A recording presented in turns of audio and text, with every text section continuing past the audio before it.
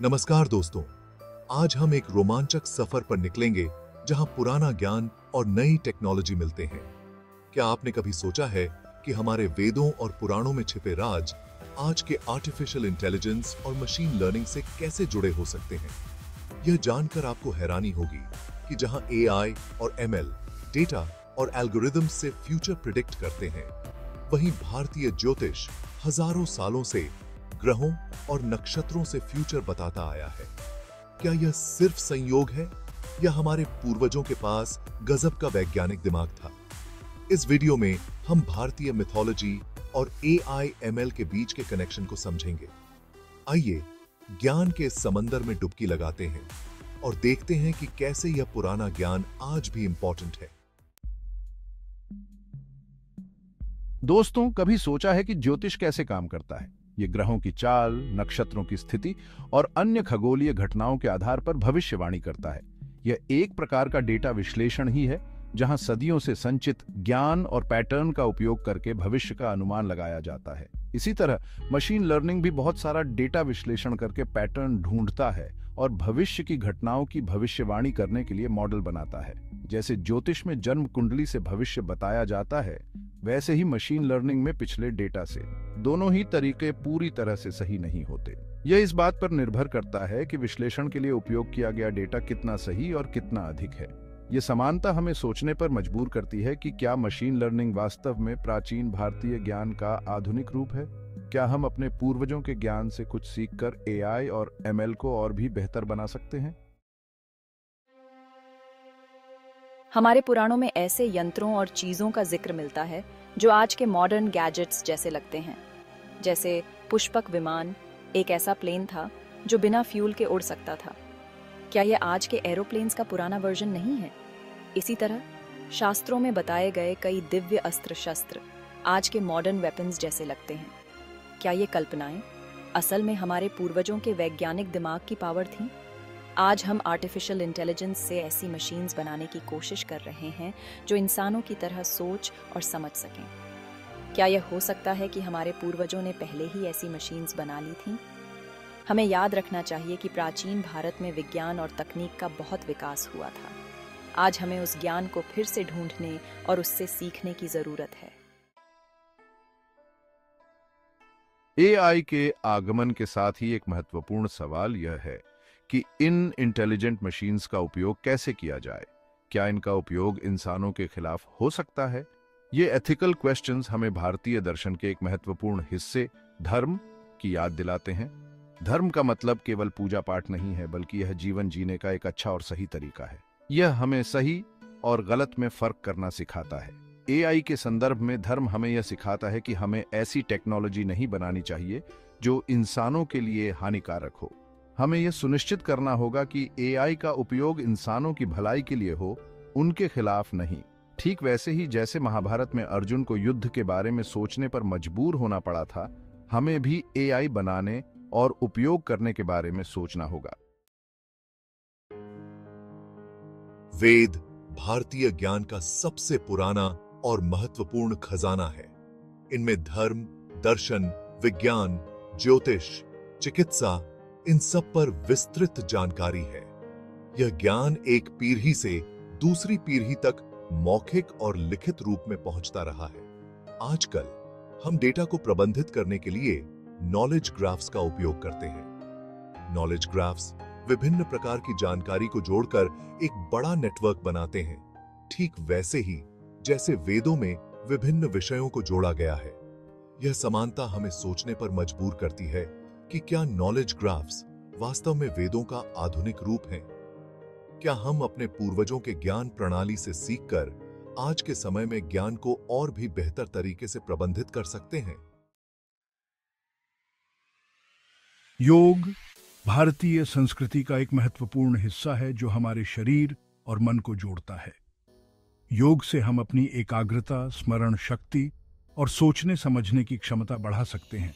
Cognitive AI artificial intelligence की एक शाखा है जो इंसानी दिमाग की तरह सीखने, सोचने और समस्याओं को हल करने की कोशिश करता है। क्या यह संभव है कि योग और ध्यान जैसी पुरानी भारतीय प्रथाओं का अध्ययन करके हम कॉग्निटिव एआई को और भी बेहतर बना सकें। क्या हम अपने पूर्वजों के ज्ञान का उपयोग करके ऐसी मशीनें बना सकते हैं जो सिर्फ बुद्धिमान ही नहीं बल्कि सचेत भी हों? हमारे पुराणों में सृष्टि की रचना के बारे में बहुत कुछ बताया गया है। सृष्टि कैसे बनी, इसके पीछे कौन सी शक्तियां थीं, यह सब बहुत ही रोचक तरीके से बताया गया है। आजकल वैज्ञानिक कंप्यूटर सिमुलेशन का उपयोग करके ब्रह्मांड कैसे बना और कैसे विकसित हुआ, यह समझने की कोशिश कर रहे हैं। क्या यह संभव है कि पुराणों में बताई गई सृष्टि की रचना की कहानी वास्तव में एक तरह का सिमुलेशन ही था, जो हमारे पूर्वजों ने अपनी बुद्धि और कल्पना से बनाया था? भारतीय दर्शन में माया का बहुत महत्व है। माया हमें वो दिखाती है जो असल में है ही नहीं। यह एक तरह का भ्रम है जो हमें सच्चाई देखने से रोकता है। ऑगमेंटेड रियलिटी, जिसे ही नया सबानी सिक्योरिटी हम AR भी कहते हैं, कुछ ऐसा ही करती है। यह हमारी असली दुनिया में कंप्यूटर से बनाई गई पिक्चर्स और इंफॉर्मेशन ऐड करके एक मिक्स्ड रियलिटी बनाती है। जैसे माया हमें भ्रमित कर सकती है, वैसे ही AR भी हमें भ्रमित कर सकती है अगर इसका उपयोग सावधानी से न किया जाए। हमारे धर्म ग्रंथों में भगवान को सबसे ज्यादा जानने वाला और सबसे ज्यादा ताकतवर बताया गया है। भगवान की बुद्धि दिव्य है और उनकी शक्ति की कोई सीमा नहीं है। आज हम AI को इतना एडवांस्ड बनाने की कोशिश कर रहे हैं कि वह भी इंसानों की तरह सोच और समझ सके। हालांकि AI अभी शुरुआती चरण में है, लेकिन इसकी क्षमता को देखते हुए यह कहना ये गलत नहीं होगा कि भविष्य में यह और भी ज्यादा शक्तिशाली और बुद्धिमान बन सकता है। भारतीय संस्कृति में अनुष्ठानों का खास महत्व है। हर अनुष्ठान को एक खास तरीके से किया जाता है और उसके पीछे एक खास मकसद होता है। कंप्यूटर साइंस में एल्गोरिदम्स भी एक तरह के अनुष्ठान जैसे होते हैं। एल्गोरिदम्स इंस्ट्रक्शंस का एक ग्रुप होता है जिसे किसी काम को पूरा करने के लिए एक सर्टेन ऑर्डर में एग्जीक्यूट किया जाता है। जैसे अनुष्ठानों में हर स्टेप इंपॉर्टेंट होता है, वैसे ही एल्गोरिदम्स में भी हर स्टेप इंपॉर्टेंट होता है। क्या यह हो सकता है कि हमारे पूर्वजों ने एल्गोरिदम्स की खोज हजारों साल पहले ही कर ली थी और वे इसे अनुष्ठानों के रूप में बताते थे? हमारे पौराणिक ग्रंथ नैतिक दुविधाओं से भरे पड़े हैं। रामायण में राम को अपनी पत्नी सीता को वनवास भेजने का दुखद फैसला लेना पड़ता है। महाभारत में अर्जुन युद्ध करने या न करने की दुविधा में फंस जाते हैं। AI के विकास के साथ भी हमें ऐसी ही नैतिक दुविधाओं का सामना करना पड़ रहा है। उदाहरण के लिए, सेल्फ ड्राइविंग कार के आने के साथ ही यह सवाल उठता है कि दुर्घटना की स्थिति में किसे बचाया जाए, चालक को या पैदल चलने वाले को? यह दिलचस्प है कि हजारों साल पहले लिखे गए हमारे ग्रंथ आज भी हमें ऐसी नैतिक दुविधाओं से निपटने के लिए तैयार कर रहे हैं जो AI के विकास के साथ आ रही हैं। क्या हम अपने पूर्वजों के ज्ञान और अनुभव से सीख सकते हैं और AI का विकास और उपयोग सही तरीके से कर सकते हैं? बहुत पहले से ही ज्ञान और जानकारी पीढ़ी दर पीढ़ी चलते आ रहे हैं। गुरु शिष्य परंपरा के जरिए वेदों और पुराणों का ज्ञान सुरक्षित रखा गया और आगे बढ़ाया गया। आजकल डेटा इंटरनेट और डिजिटल तकनीक से बहुत तेजी से फैल रहा है। यह डेटा हमारे लिए एक तरह का ज्ञान ही है, जिसका उपयोग हम विभिन्न क्षेत्रों में कर रहे हैं। AI और ML भी डेटा पर ही निर्भर करते हैं। इन तकनीकों को प्रशिक्षित करने के लिए बहुत सारा डेटा चाहिए होता है। यह कहना गलत नहीं होगा कि जैसे हमारे पूर्वजों ने ज्ञान को सुरक्षित रखने और आगे बढ़ाने के लिए गुरु शिष्य परंपरा बनाई थी, वैसे ही आज हमें डेटा को सुरक्षित रखने और उसका सही उपयोग करने के लिए नए नियम और सिस्टम की जरूरत है। दोस्तों, जैसा कि हमने देखा, भारतीय पौराणिक कथाओं और AI ML के बीच एक गहरा कनेक्शन है। हमारे पूर्वजों के पास बहुत सारा ज्ञान और बुद्धि थी और उन्होंने इसे अलग अलग तरीकों से बताया।